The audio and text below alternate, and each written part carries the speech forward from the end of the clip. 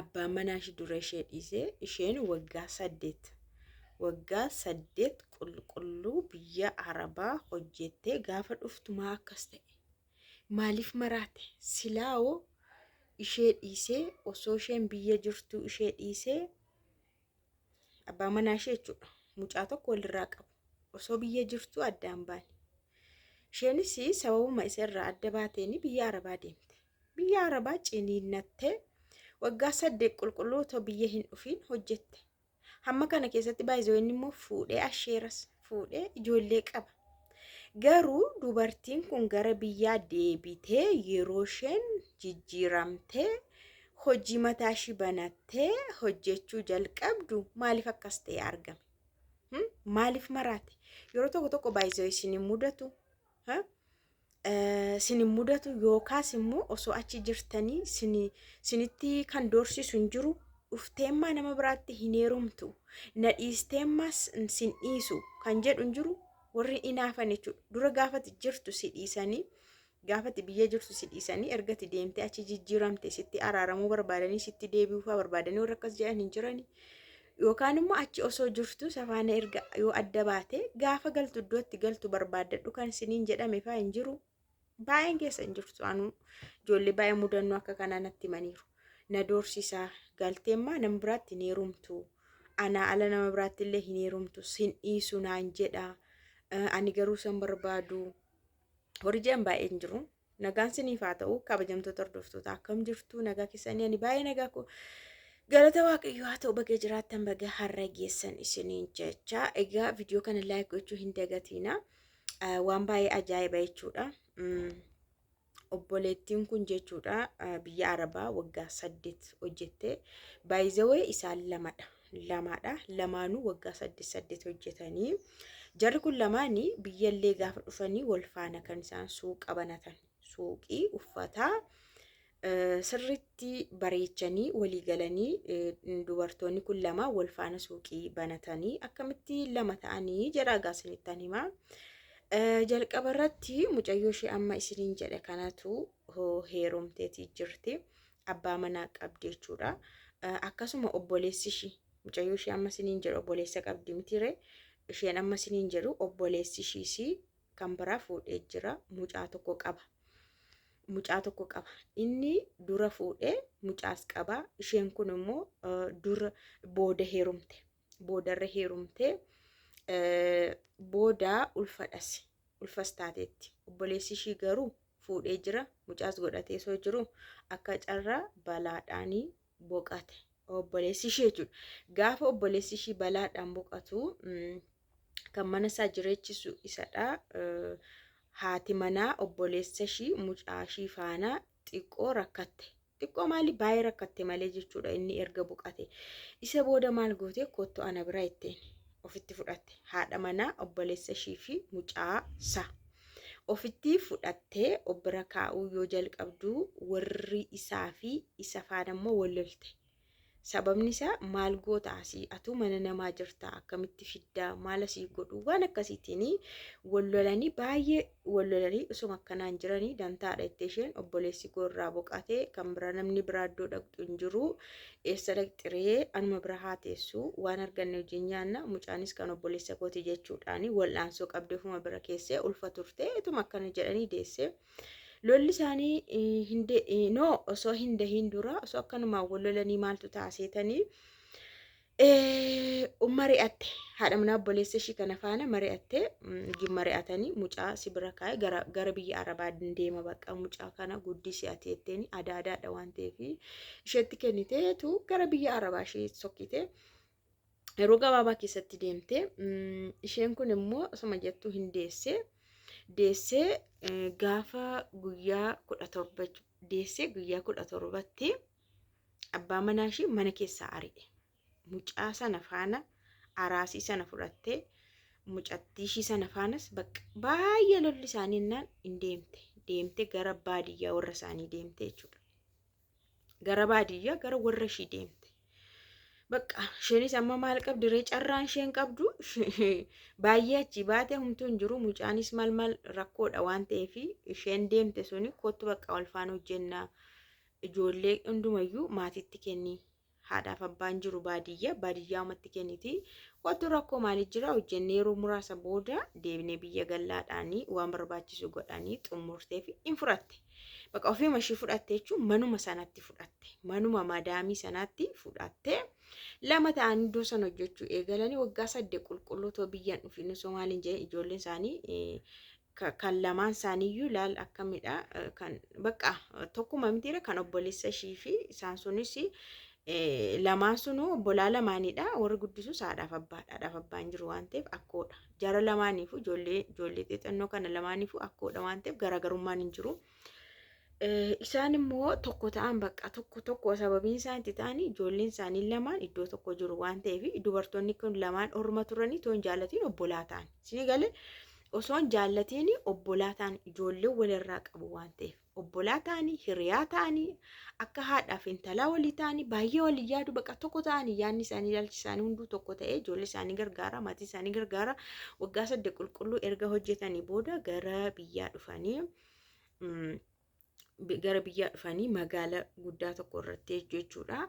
Bakka hojii tokko hojjennanii suuqii akka hojjetan suuqii hojjechuu barbaadu waan ta'eef keessa isaanii kan jiru suuqii uffataa waan ta'eef suuqii bannee wal faana hojjennaa jedhanii karoorfatanii akkuma jedhan suuqii dallaalaadhaan bakka argatanii suuqii banatanii suuqiin isaanii yeroo gabaabaa keessatti bakka akka waan yeroo dheeraa turetti ho'eefi booda maal ta'a namichi kun ni barbaadee dhufe namichi inni kami inni gaafa sana deesse guyyaa 17tti ishee ari'e. Fuudheera bara. Ijoollees godhateera bara. Qaxxalee dhufe.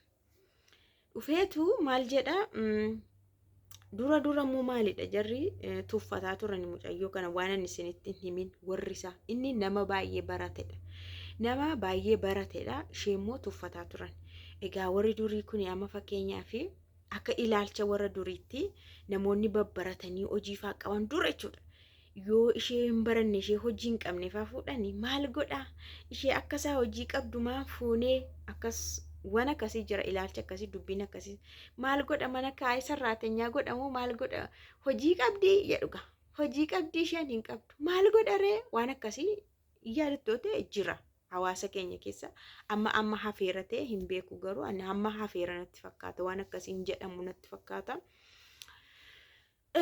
Akkanaan osoo jedhanii dura mucattii kana baay'ee tuffatu maaliif isaa gadidha mucaa isaaniiti gadidha barumsaanis gadidha galiidhaanis galiin qabdu baay'ee tuffatu hin jibbuusi maal jedhu amma garuu biyya arabaa deemtee jijjiiramteetti kun ofishiyyuu waan guddaarra geesseetti ishuma kaleessa jibbanii guyyaa 17tti mana keessa akka isheen baatu godhan rakkisanii akka isheen warra ishee deemtu godhan kana namichi kun qaxxa jedhee dhufe barbaade iyyaafate hin dhagaa waan ta'eef iyyaafate bakka suuqii isheetti banatte dhufe jeeqe maal jechuudha mucaa koo fidii jedhe mucaan kee biyyee jirti baraan fuudhee hin deemne fuudhees hin dhufne dhoskees hin deemne warra keenya bira akka jirtu beektaa kun ammallee dhaqxee dubbisuu dandeessaa mucaa kee. Mucaan kee immoo shuma gaafa sana ani guyyaa 17tti mana keessaa akkan ba'u na gooteetu guddatee har'a gahee. Har'a maaltu sitti dhaga'ameeti soo ijoollee qabdanna bakka mucaa kun haga ishi kuno dhaqi maatii keenya beektamti mana beektamti dhaqi dubbisi achi jirti ani dhoskine. Lakkaanni sobee akkas jedha malee mucaa miti. Isheen itti toleeraa baay'ee bareeddeetti maal jetteetti isa booda akkana yeroo tokkoffaa dhufee namni naannoo sana dhiisii waan jiru yookaan seera yookaan jaarsaan fixadhaa jedhanii irraa baasanii guyyaa lammaffaas akkanuma dhufee akka nama maraatee ta'e mucaa koo fidennaan booda jaarsummaadhaan siniif ilaalamu wanti kun jedhanii jaarsa walitti qabanii ilaalaniif gaafa ilaalan warri isaa maa jedhu sitti tolee mucaan keenya akkas ta'e ergati gaafa deemte humtuu jireenyi hin taaneef ati garuu sitti tolee dhufte tayyib maal harkaa fuutee dhufte ree inaaffaadha malee argitanii inaaffaadha bara. Mucaa keenya maal gootee yaada mucaasaatiin mucaasaa yaade dhaqee maan dubbisne ree warra keenya bira akka jirtu beekamaa dhaqeen dubbisne an fuudheen biyya arabaa dhaqee moo maal barbaaddanis yaadni keessan maalidha jetteen. Lakkaanni inaaffaadha argitanii baay'ee tokko inaaf mucayyooni baay'ee yaa biyya arabaannaa deemtanii gaa nama milkaa'ee fi jireenyumti isaayyuu namatti tolaadha baqa qaama kee tottolchee yoo sitti tole jechuudha. Yoo sitti bade immoo akkuma arginu du'aanu galaarra waaqni sinaa oolchu.